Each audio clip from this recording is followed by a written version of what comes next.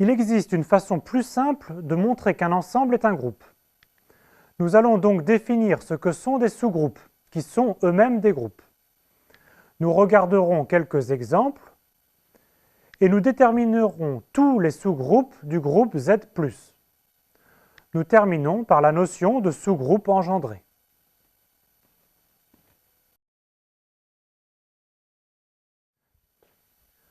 On se donne un groupe G avec une loi étoile. Un sous-ensemble H de G est un sous-groupe de G si les trois points suivants sont vérifiés. L'élément neutre E de G appartient à l'ensemble H. Pour chaque X et chaque Y de H, alors le composé X étoile Y est encore un élément de H.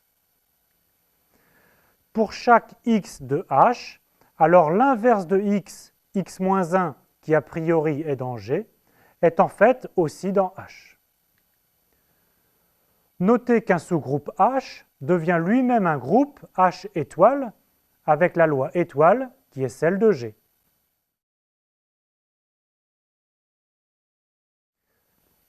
Voici toute une série d'exemples. L'ensemble H égale à R plus étoile des réels strictement positifs est un sous-groupe du groupe G égale à R étoile muni de la multiplication habituelle. Vérifions les trois points. L'élément neutre 1 du groupe R étoile est bien un réel strictement positif, donc appartient à R plus étoile.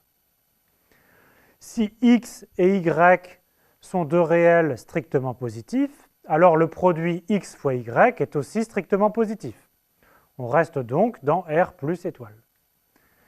Idem pour l'inverse, si X est strictement positif, alors 1 sur X aussi. Donc R plus étoile est un sous-groupe de R étoile. À vous de vérifier que les exemples suivants sont des groupes. L'ensemble U des nombres complexes de module 1, qui est un sous-groupe de C étoile multiplié. Z est un sous-groupe de R+. Aussi, n'importe quel groupe G possède toujours au moins deux sous-groupes, appelés les sous-groupes triviaux. Le sous-groupe formé du singleton élément neutre E et le groupe G tout entier. L'ensemble R des rotations du plan, dont le centre est à l'origine, est un sous-groupe du groupe des isométries I. Enfin, l'ensemble des matrices diagonales A0, 0D avec A et D non nuls est un sous-groupe du groupe GL2 des matrices inversibles.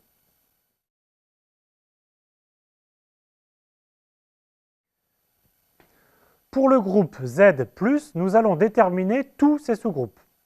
En effet, les sous-groupes de Z+, sont les NZ pour N appartenant à Z. Je vous rappelle que NZ pour N fixé est l'ensemble des multiples de N, c'est donc l'ensemble des K fois N pour K parcourant Z. Par exemple, 2Z est l'ensemble des multiples de 2, ce sont les entiers pairs. Quant à 7Z, c'est l'ensemble des multiples de 7. Passons à la démonstration. Il y a une partie facile à vérifier, c'est que NZ est bien un sous-groupe de Z. En effet, 0 appartient à NZ, la somme de deux multiples de N reste un multiple de N, et l'opposé d'un multiple de N est aussi un multiple de N.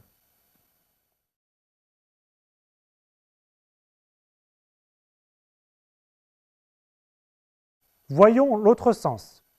Il s'agit de montrer que si H est un sous-groupe de Z, alors il est de la forme NZ.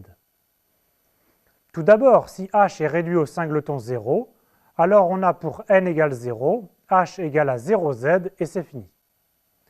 Sinon, on note N, le minimum des petits h strictement positifs appartenant à grand H. Et nous allons montrer que c'est ce N qui donne H égale à NZ. Première inclusion. Par définition de N, N appartient à H. donc 2n égale à n plus n aussi, 3n aussi, et moins n, moins 2, etc. également. Ainsi, du fait que H soit un sous-groupe, alors nz est inclus dans H. Pour l'inclusion inverse, nous devons montrer H inclus dans nz. C'est la division euclidienne qui va être le point clé. Pour chaque petit h de grand H, on écrit la division euclidienne de petit h par notre entier n. H égale à kn plus r. Avec k et r des entiers, et le reste r qui vérifie 0 inférieur ou égal à r, strictement inférieur à n. Mais kn et petit h sont des éléments du sous-groupe grand H. Ainsi, r qui s'écrit h moins k fois n est aussi un élément de grand H. Que peut valoir r? On sait que r est positif ou nul, r est strictement plus petit que n, et r appartient à h. Mais n est le plus petit élément strictement positif de h. La seule possibilité pour éviter une contradiction, c'est que r égale à 0. Donc la division euclidienne devient h égale à kn plus 0, et h est un multiple de n. Nous venons de montrer l'inclusion h inclus dans nz, sachant que nous avions déjà montré l'inclusion inverse. Donc h égale à nz, et cela termine la preuve.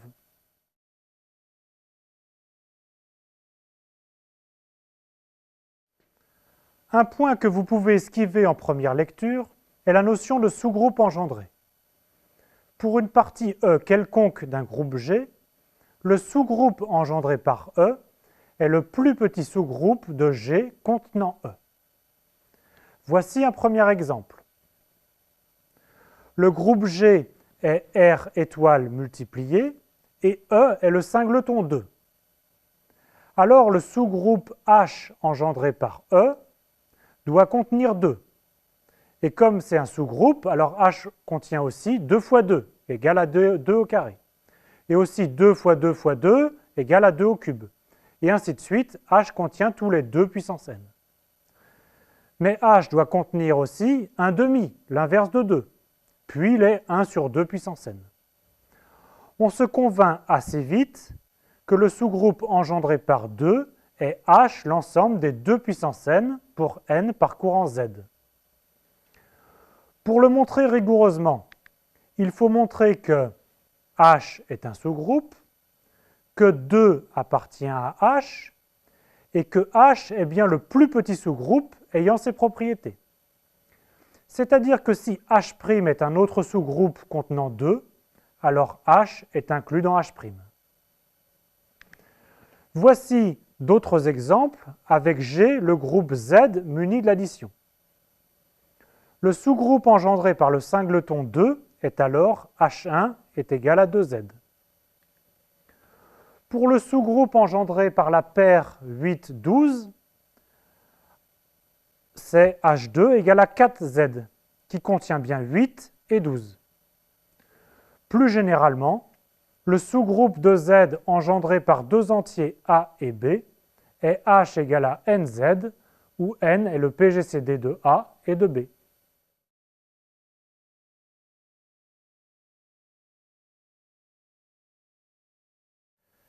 Révisez les définitions à l'aide des exercices que voilà.